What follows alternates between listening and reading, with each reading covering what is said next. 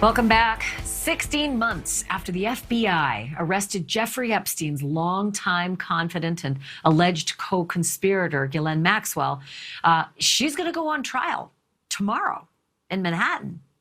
Federal prosecutors and Maxwell's lawyers are going to start all that questioning tomorrow. More than 200 New Yorkers are going to be questioned with the attempt to seat 12 of them and 6 alternates. And that could take several days. And it will not be fun for anybody concerned.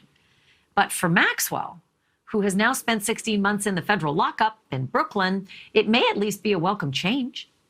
That is, if you have read the story in the Daily Mail, a story that she has done in an interview, talking about being served maggot-infested apples and sharing a cell with a rat from an open sewer and swearing off showers because of, quote, creepy guards who stare at her naked. It's pretty much as far removed from Maxwell's former life of private jets and gated mansions as any person could possibly get. And Maxwell got here by allegedly procuring young underage girls for Epstein and his rich and powerful friends. And I did say allegedly. Maxwell faces numerous sex trafficking counts that could send her to prison for 80 years.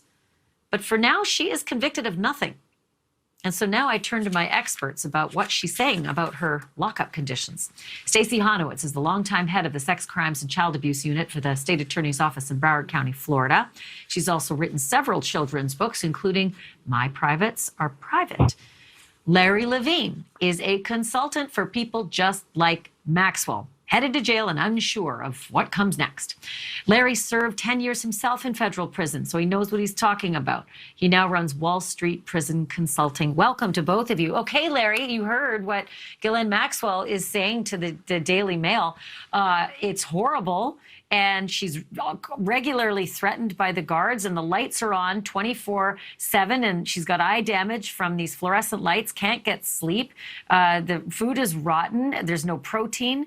Is she off, or is that pretty much how you'd sum it up? Well, okay, when I went into custody, I had 20/20 vision myself. I spent almost 2 years at MDC Los Angeles. They wouldn't let me go out and go in general population. They said I was a threat to the institution. Who knows? But the fact is, my eyes went when I was in custody. And when I ended up at a real prison and I was watching a movie, I thought, why is this blurry? It never dawned on me that my eyes had an issue. It was the fluorescent lighting. As far as the food, right now, the BOP, the Federal Bureau of Prisons, they are understaffed all across the country. Food supplies are not getting in. I've got clients at institutions all over the U.S. So what she is saying, it's true to a certain point. I mean, she's in the SHU. She's in the special housing unit. She's not in general population. They keep her lights on 24/7 because the cops, the COs, are going to come by with a flashlight and they're going to shine it in the little, the rectangular window on her door. There's no bars or anything. You know, after what happened allegedly to Jeff Epstein, they don't want anything to happen to her. And as far as the showers, I mean, yeah, they will. I don't think they're standing there leering at her. I don't buy that. But I believe that if she's taking maybe a 5-10 minute shower, whatever amount of time they're going to give her, the correctional officers, they're making their rounds through the cell block. I've been in the SHU, and they're just looking in to make sure she's alive. I mean, rotten food, it's everywhere. I mean, she's not used to this. I think she's being a crybaby, to be honest with you. She's got to suck it up. I can imagine the change in her life has been so palpable. Stacey, what might be even more concerning than the conditions that she's talking about is the treatment of her with respect to her ability to prepare for her own trial. She's a smart cookie. She could certainly aid in her own defense and has been working hard to do that. But here's what she says. She's having trouble speaking to her lawyers. She didn't have a proper desk to work on. They provided her with computers that do not work. And her mail, her lawyer's mail, which is supposed to be privileged, has come slit on the bottom with stamps that originally were on it that are no longer on it. So tampered with. That has to be troublesome just from a perspective of jurisprudence? Well, Ashleigh, this is not the first time that she's ever raised these concerns. This is the final article that we're seeing in print, but her lawyers have gone in a couple of times and have raised these issues with the court. They've told the court that they want the ability to have more contact with her. And so all the things that needed to be done had already been brought to the court's attention. Now, with regard to her mail, she has to know that when the mail comes in, it's looked at to make sure that there's nothing in there. That is just protocol. Anybody that will tell you that any contraband is looked for if it's, comes through the mail or if anybody goes to visit, anything like that.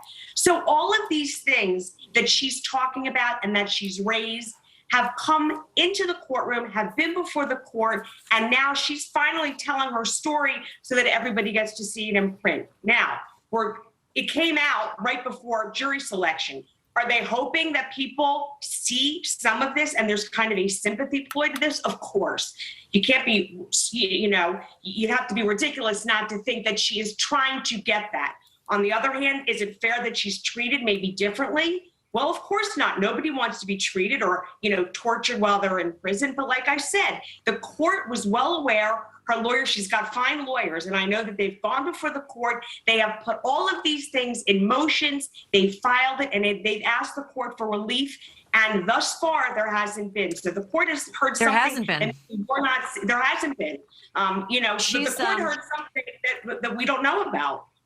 She's down 20 pounds, apparently. And for a girl, that's a lot. She's gone gray. I don't suppose that's unusual. You don't get, hair stuff in jail. I need a fast comment from both of you.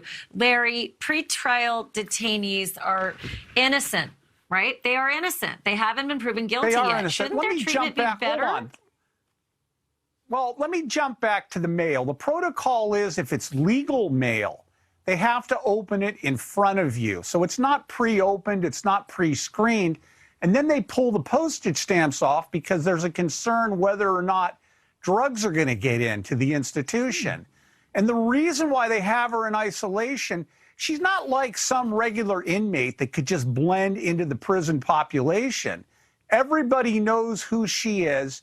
Being a chomo, child molester as they call it, that's like one of the worst crimes, like being an informant. And if they had her in, general population, somebody would kill her. Guaranteed, it would happen. So last comment, Stacey, and that's this. I think a lot of people who watch this process might understand this question. You can't try Jeffrey Epstein. He's gone. And the prevailing wisdom out there is that someone's got to pay. And I think her lawyers are saying, that's what's happening with our client. They're going after her. They're treating her this way because they think someone's got to pay. And that's not fair, they say. What do you say? Well, of course that's going to be their defense, that she's paying for everything that happened with him. But these victims are going to take the stand and tell you that she was an integral part of trafficking because she's the one that, for lack of a better term, seduced these girls to come into his life. Now she'll say, I didn't know what was going on. But one by one, they are going to take the stand, and they're waiting to see if one of the British victims can come in. And they are going to say that I came to Jeffrey Epstein through Maxwell. I would never have gone to him if it was not for her. So, of course, we are waiting to hear that defense, that the defense is she's taking the blame for him. The prosecution's going to say, no, we finally got her, and she is just as responsible for what went on with the trafficking as Jeffrey Epstein was. Stacey Honowitz and Larry Levine. Though, all those other people, hold on, all those other people that were involved in this, it's a conspiracy. So they will draw other people in, and her lawyer is probably working on something called a 5K1, perhaps where she could give substantial assistance to get whatever sentence lowered. Just think of the secrets this woman is hiding. Oh, I mean, it's a little I late in the game. She should already be cooperating. No, she's not. She would have cooperated for the last 16 months. Are you kidding me? She's getting ready to go to trial tomorrow. Yeah, I think she would have cooperated before now, because now it's going to be a hot mess if she's convicted. It doesn't. You don't know that. I got to cut Your it there, lawyer though. there in Florida, she doesn't know that either. What's going on behind the scenes? What she said. Well, jury the selection's interviews tomorrow. that she's given. A lot of this stuff nobody knows. Yeah. Jury I have to leave selection it there, but you know what? I'd love to have you both back because I think that we're going to start hearing a lot of really interesting stuff, especially when it comes to jury selection. The first question is, have you heard of this case? And, it's New York. Everyone's heard of this case. Stacey Honowitz and Larry Levine, thank you both. Appreciate it. Thanks, Ashley. Sure. Thank you for watching. Click the red subscribe button below so you can get more of NewsNation's fact-driven, unbiased coverage.